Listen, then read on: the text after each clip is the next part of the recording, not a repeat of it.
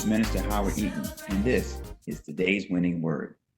In previous winning words, I spoke about fearless faith and foolish faith. Today, I want to talk to you about desperate faith. So, the dictionary defines despair as the complete loss or absence of hope, whereas it defines desperation as when everything else has failed, having little hope of success, having a great need or desire for something miraculous. As a football guy, I use a football analogy that there's a play of despair that you may have heard referred to as a kneel down. There's little or no time remaining on the clock. The team has a long way to go, down by too many points, no hope of victory. So how does the play go? They hike the ball to the quarterback, and he takes a knee. He gives up. No hope in that play. And where there's no hope, there's no room for God. Now, another play in football I call a play of desperation, which is more commonly known as a Hail Mary. So still little or no time remaining on the clock. Team has a long way to go. They're down in the score and they need a touchdown to tie or win.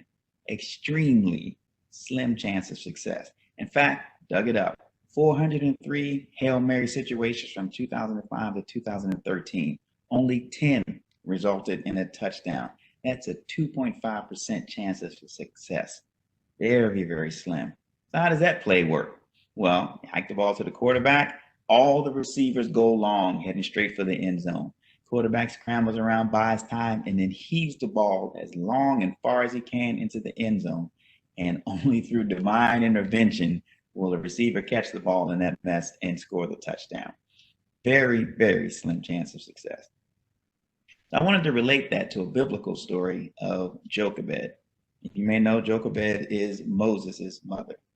During that time, the Israelites were slaves to the Egyptians, and the Pharaoh was so concerned that his slaves were going to be so numerous that they were and prosperous that they might side with their enemy to overthrow them.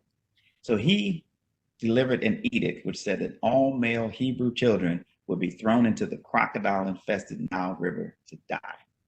Now, Jochebed was a Hebrew slave married to Amram, and both are acknowledged in the Bible for their faithfulness. She gave birth to their third child, who was a baby boy during these dangerous times. Hebrews 11:23 states, by faith, Moses was hidden by his parents for 3 months after his birth because they saw that the child was beautiful and they were not afraid of the king's edict. Now, when I first read that, of course, in my mind, I'm thinking, so are you trying to say that if the baby was average, or dare I say ugly, that they would have handed him over to the Egyptians? Even though it kind of reads that way, that's not the way it reads. That's not true. In fact, I did a little bit of digging on that also, and many theologians say that Jochebed and Amram understood somehow that Moses was destined to play a large part in God's plan. He was favored by God, so much so that it was apparent in his appearance, even as a baby. They knew that he was something special to God. So they were not afraid of the king's edict, but they did maintain a sliver of hope. But they had to be highly concerned. The babies cry all the time. The Egyptians could easily find them if they heard the baby cry.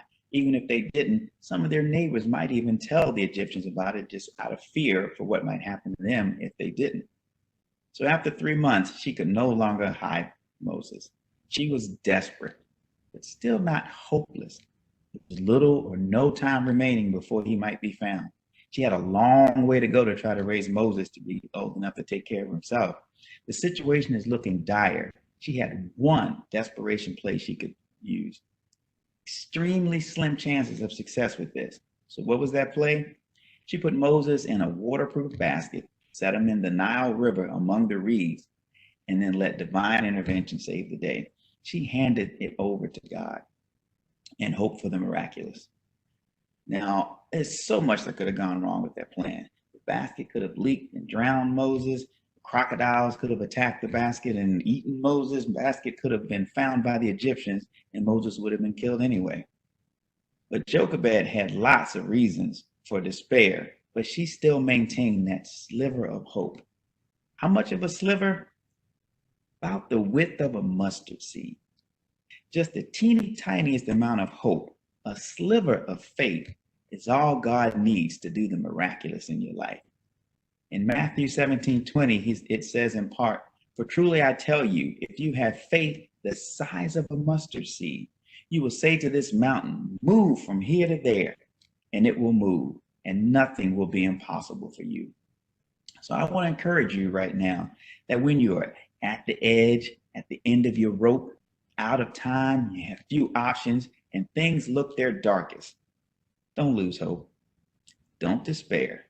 Don't throw away your confidence. Maintain that sliver of desperate faith, just like Jochebed did. Leave a mustard seed sliver of room for God to work with, and wait and see and watch Him do the miraculous in your life. Again, my name is Minister Howard Eaton, and I thank you for joining me for today's Winning Word.